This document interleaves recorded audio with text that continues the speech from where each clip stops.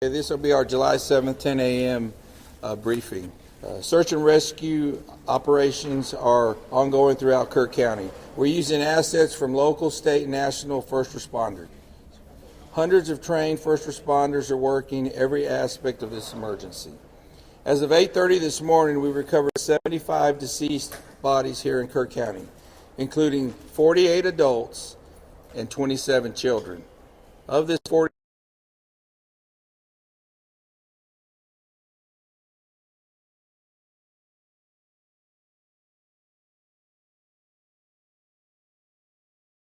and one counselor.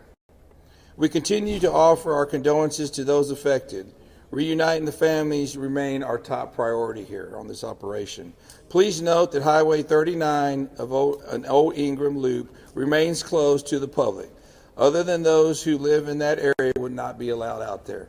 I will now turn it over to Senator Cruz. City Manager Dalton Rice. Good morning, Dalton Rice, the city manager for the city of Kerrville.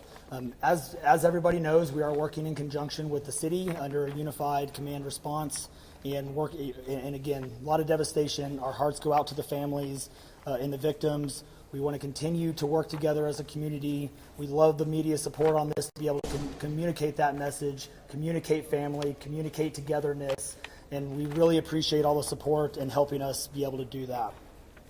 Search and rescue, as the sheriff said, search and rescue operations will continue today from Hunt in North Kerr County all the way to Canyon Lake in Comal County. Now, we're only focused on the Kerr County side, but we wanted to talk about that because for a linear from Hunt all the way to Comal County in a straight line distance is over 100 kilometers.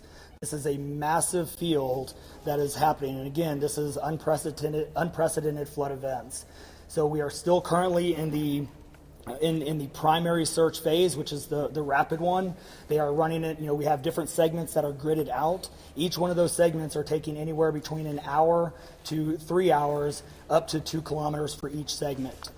So what that means is they're running into a lot of technical challenges with terrain, with water, even potentially, with weather, in the rising fields. We've talked about this before. Volunteers stay out of the way because if we start getting weather reports and all the other complications that are out there, we then have to pull off of those search and rescue missions to be able to communicate to those volunteers to get off, to make sure that they don't become victims themselves.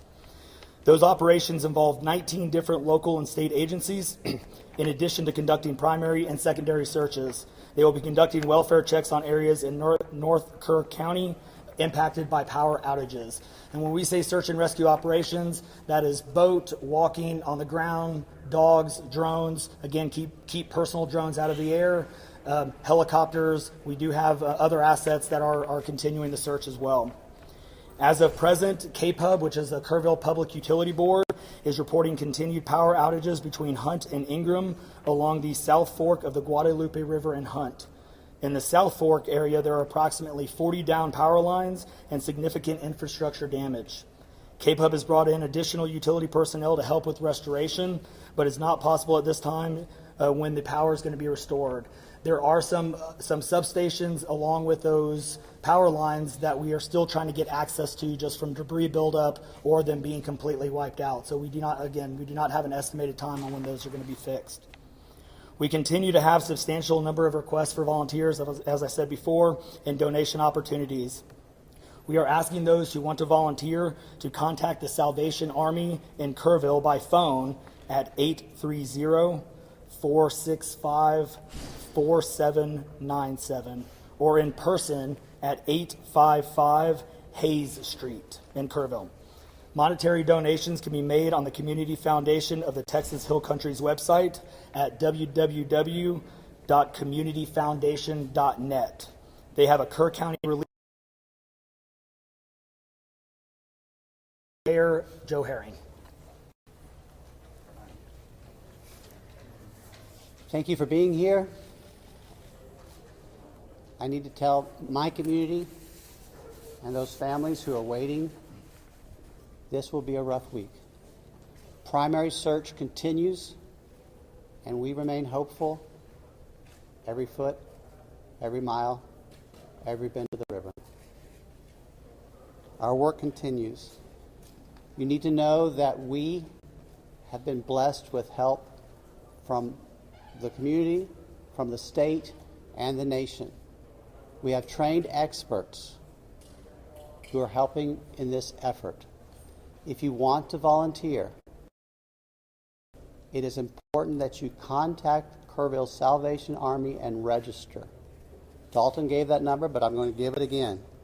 830-465-4797. We need focused and coordinated volunteers, not random people just showing up and doing what they do. We need to work together.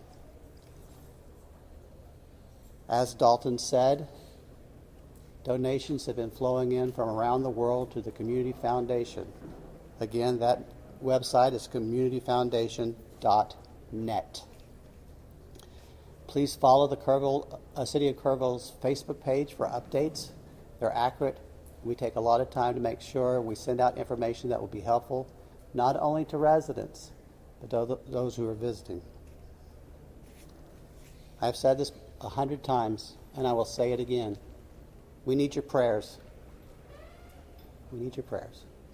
Thank you. And now, Senator Ted Cruz.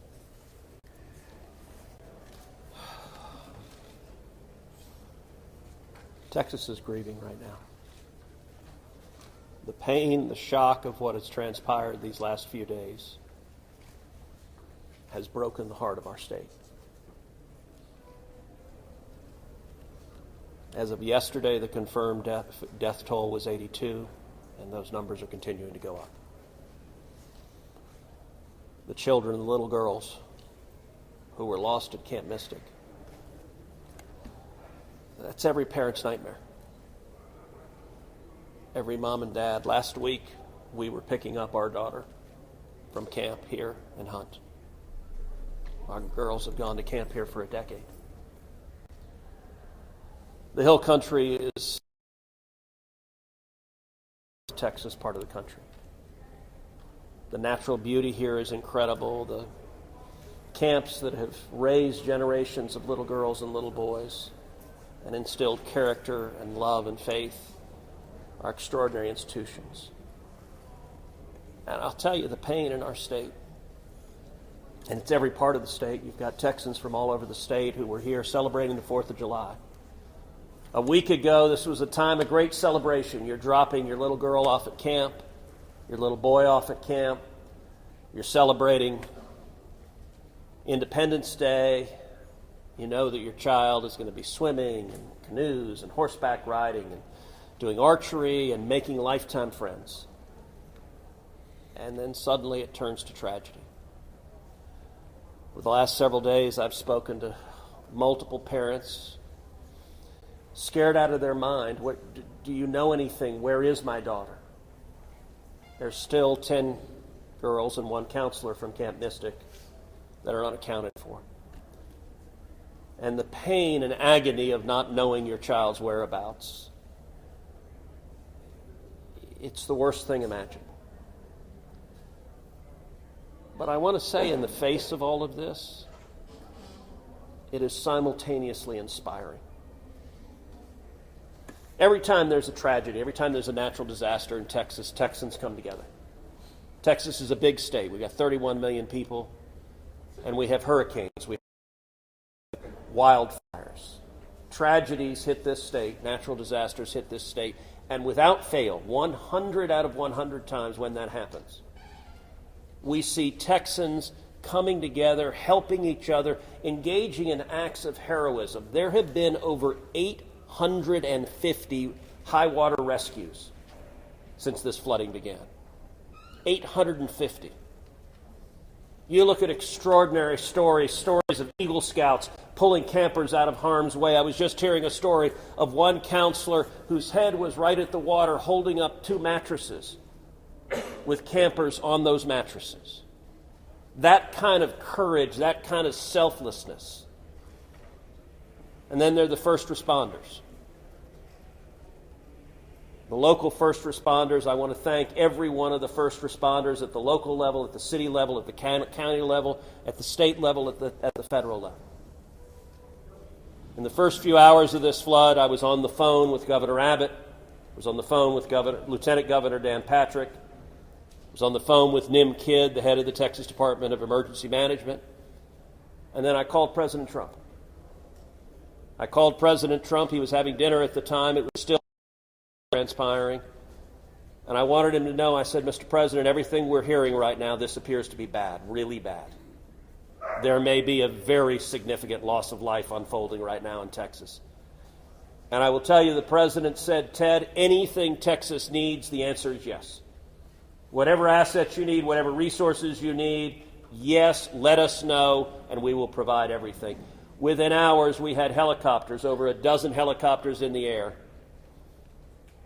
National Guard, DPS, game wardens, Coast Guard, doing search and rescue, reaching down. We've all seen the videos of little girls being pulled up, hoisted out of harm's way. Incredible courage and heroism. Search and rescue is the first stage, but the process of coming together and rebuilding is going to take longer. And I will say to all the grieving families, to all of those who've gotten the worst news imaginable, that your little girl, she's gone. I will say for many of us, those are friends and neighbors who've lost children. Got multiple kids who go to school with my girls.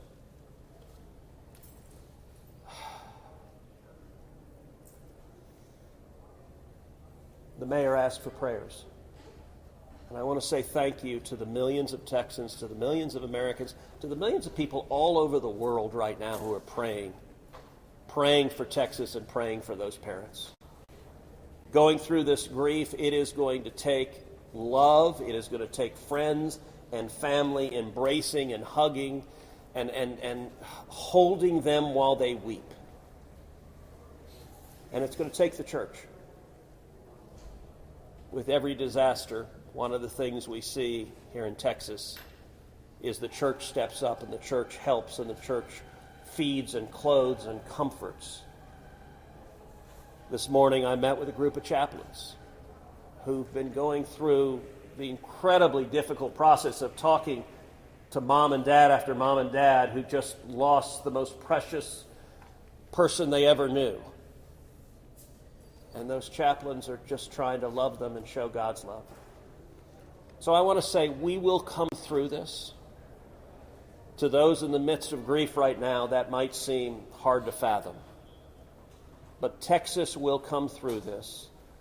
And I just want to say thank you. I want to say thank you to these gentlemen here who are working. They are not sleeping. They are working every day. Thank you to the families. Thank you to the Salvation Army. Thank you to everyone who is just reaching out and saying, how can I help? We will come through this, and we'll come through this together. Thank you. And now we'll take questions. Senator, you talked about no kids here and you've taken your own kids to camp. Was it ever communicated to you that there was a need, that it was a priority to have a warning system so people had a chance to escape something like this? Well, listen, I think anytime you're dealing with major rivers, there's a risk of flooding, and there's always been a risk of flooding, particularly on the Guadalupe River. I will say, in the wake of every tragedy, there are things that are predictable. One of the things that's predictable is that you see some people engaging in, I think, partisan games and trying to blame their political opponents for a natural disaster. And you see that with a hurricane, with a tornado, with a wildfire, with this flooding, where people immediately say, well, the hurricane is Donald Trump's fault. Look, I think most normal Americans know that's ridiculous, and I think this is not a time for partisan finger-pointing and attacks. Now, after we come through search and rescue, after we come through the process of rebuilding, there will naturally be a period of retrospection where you look back and say, okay, what exactly transpired? What was the timeline? And what could have been done differently to prevent this loss of life? And that's a natural process. I think it should not happen in a bitter and partisan sense, but it should happen in a reasonable sense of saying, what lessons can we learn? And I will give an example. You know, Houston's my hometown. If you live on the Gulf Coast, we get hurricanes. That's part of living on the Gulf Coast as hurricanes hit. And I do think Texas as a whole has learned over time how to deal more effectively with hurricanes. And so you look here, we know the National Weather Service put out an emergency warning just after 1 a.m. and a second emergency warning just after 4 a.m. Now, obviously, most people at 1 a.m. and 4 a.m. are asleep. And so I think we will have a reasonable conversation about, A, are there any ways to have earlier detection? And some of that, the limits of a flash flood, they're very difficult because they can arise so quickly. But everyone would agree in hindsight, if we could go back and do it again, we would evacuate particularly those in the most vulnerable areas, the young children in the cabins closest to the water. We would remove them and get them to higher ground if we could. Everyone would. The people in RVs by the river's edge. We know in disasters like this, RVs and mobile homes are particularly susceptible, whether a flood or a hurricane or a tornado, they're particularly susceptible to that.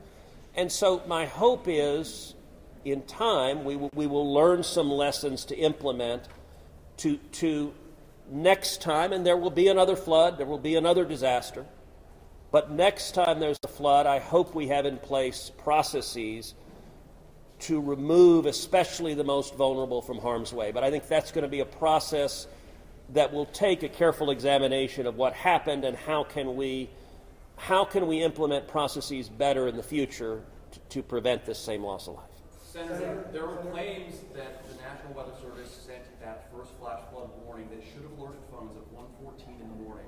But we have a federal public database maintained by PBS Warn, that says the first emergency alert wirelessly here in this area to Kerr County was not until after 9 a.m. That was more than 4 hours after the severe flooding had come to this area. Did you know that? Have you seen that? What's your response, knowing the state and cuts to the NWS in recent months by this administration? So I don't know the source for what you're saying. All of the public reporting I've seen is that there were two alerts that went out, one just after 1 a.m., one after 4 a.m. You know, I can tell you, I talked about the partisan finger pointing. I think there have been some eager to point at the National Weather Service and say cuts there led to a lack of warning. I think that's contradicted by the facts. And if you look at the facts in particular, number one, that these warnings went out hours before the flood became a true emergency level. But number two, the National Weather Service here, New Braunfels is where they were headquartered. They had additional manpower. In fact, they had 3 additional people working that night, anticipating that it was going to be a very dangerous weather situation. I also think it's worth noting that the National Weather Service Union, which has been very critical of the DOGE cuts, has publicly said that they don't believe that the reduction in staffing had any impact whatsoever on their ability to warn of this event. And so, look, I think it is reasonable over time to engage in a retrospective and say at every level what could have been done better, because all of us would want to prevent this horrific loss of life. But I think just immediately trying to use it for either side to attack their political opponents, I think that's cynical and not the right approach, particularly at a time when we're dealing with a crisis and we're dealing with grief. But does this make you question whether there should be cuts at the National Weather Service and FEMA? I know you've been supportive of FEMA. Look, I am very supportive of FEMA. I'm very supportive of the National Weather Service. They both perform essential roles, and I think it is critical at every federal agency, particularly when you're dealing with public safety, that we make sure that critical roles are maintained. That's a longer and broader discussion, but as I said, everything from the public evidence indicates that was not a contributing factor to what occurred here. Is it possible to get Dalton in just to talk about that and what the National Weather Service alerts? Because there were escalating forecasts throughout the day from the National Weather Service. What did the emergency managers of the county and other local officials do with that information, starting at 1:15 and onward, where you have the dire river forecast at 6:30? Were emergency managers doing anything to put any processes in place to warn people on the river?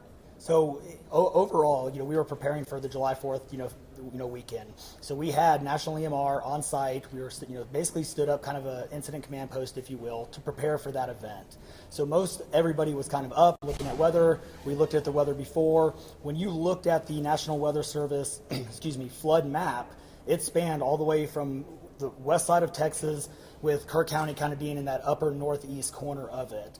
And so everybody, including the National Weather Service, was looking at where's the rain going to hit. We know it's somewhere in here, but with rain, especially when you're dealing with terrain, you got to figure out, sometimes you don't know until it falls. So once it starts falling, then you got to figure out, okay, how's the watershed going to do this? How's the science going to work? And when you had that north and south fork that we had talked about before, it all converged into one. We do know that a lot of the camps were looking at this just as much as everybody was. With the rainfall percentages, even the National Weather Service had looked at, and don't quote me on the numbers, but it's anywhere between 1 to 7 inches. We got significantly over that. And again, when it goes into very congregated areas and how that watershed shifts into the rivers, that impacts things. And so the camps, obviously, we've heard stories where campers were getting up. They were up at 3:30 in the morning. They were trying to move to higher ground. And the other interesting part of the terrain, and we've talked to UGRA folks as well. This is the headwaters of the Guadalupe. This is the beginning. This is where everything forms when it comes into the North and South Fork. And so as those things develop, it develops very rapidly, very quickly, and this rose very quickly in a very short amount of time. And so those campers that were able to do that, it worked. There's been the other question, and I'll just give this one out. Evacuations. Well, why don't we evacuate? Well, evacuation is a delicate balance, because if you evacuate too late, you then risk putting buses, or cars or vehicles or campers on roads into low water areas trying to get them out, which then can make it even more challenging, because these flash floods happen very quickly. That's what. Was there that in 1987? But was there any discussion about evacuation earlier when it wasn't too late? Was there any discussion about that among the officials? Sorry, repeat your question. Was there any discussion to evacuate or activate any emergency plans before it was too late, where it would be very dangerous like that? Well, so again, just like disasters in Texas everywhere, it's very tough to make those calls, because what we also don't want to do is cry wolf. We don't want to make sure that we activate it at the right time. It is very difficult, very challenging, especially with this. We're looking at 100 kilometers, right? That's a big straight line distance. That's not even along the river. These areas take a lot of time to get out to. So even when first responders were on the ground at 3:30 in the morning, and we had reports, we had first responders that were getting swept away, actually responding to the first areas of rainfall. That's how quick it happened. First responders who have experience, who are Swiftwater qualified, were driving as soon as the rain started falling, were driving to these areas, and one of them got swept off the road. One last question, everybody. One last question. 1 and 4 a.m. from local law enforcement to the camp, saying, I know you can't get buses in an hour, but was there anyone telling the camp between 1 and 4 a.m.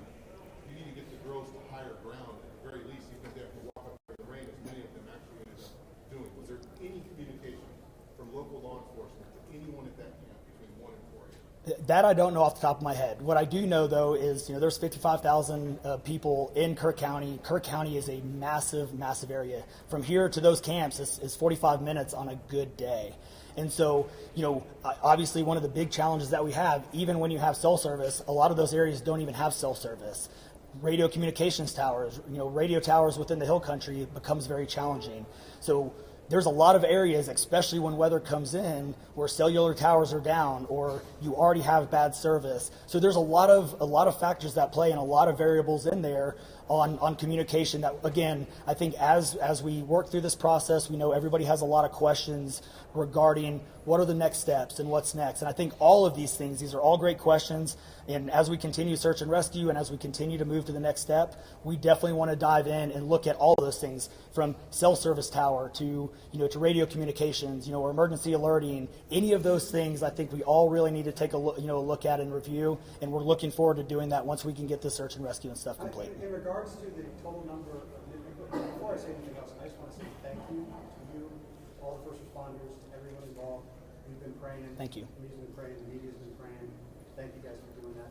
I've got two questions. One, are you trying to get an accurate count on number of missing? I know you can't. I know we don't know we don't know what we don't know. Yes. But do we know a rough idea on total estimates that we're still missing overall throughout the county? And then one other follow-up. This may be for Senator Cruz.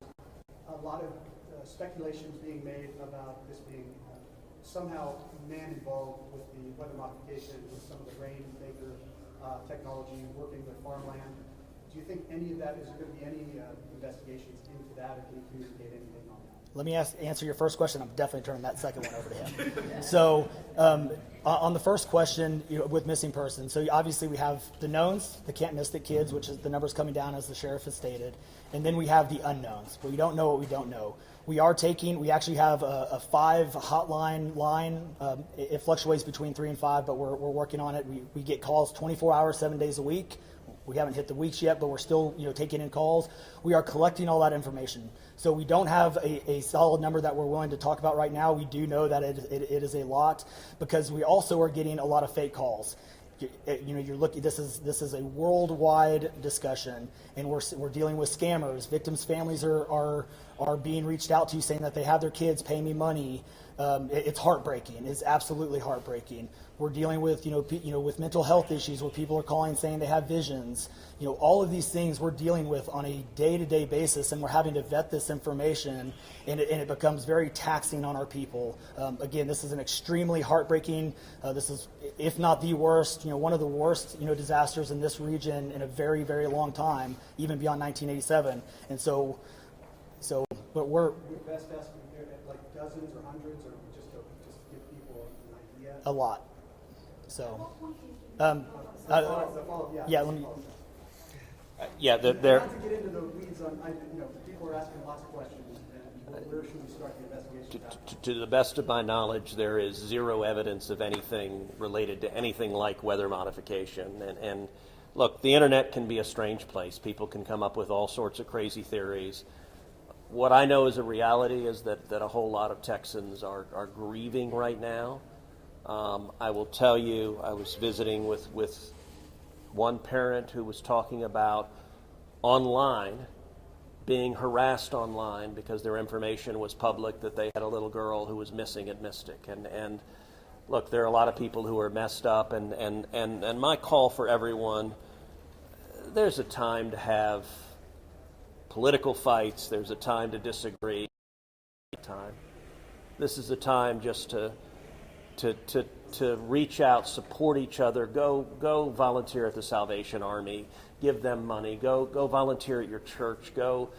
You know what I did when this happened? Just go hug your kids, because I got to tell you, I hugged my girls with tears in my eyes, because every one of us who's a parent, there but for the grace of God go I, and nothing will fill the void in these moms and dads' hearts, but they'll make it through it. And every one of us, we have an obligation to come through and help them make it through it. And look, Texas will come through. And let me say, Kerr County, the Hill Country is incredible. It is beautiful. And these summer camps, Camp Mystic is an incredible Texas institution. For a century, it has made a profound difference helping young girls become strong women in Texas and across the country. And so, for me at least, I'm praying for these camps. I'm praying for all the campers, everyone implicated, everyone impacted. And I hope we come together and stand as one doing that. Thank you. Great, no more questions. Thank you, everybody.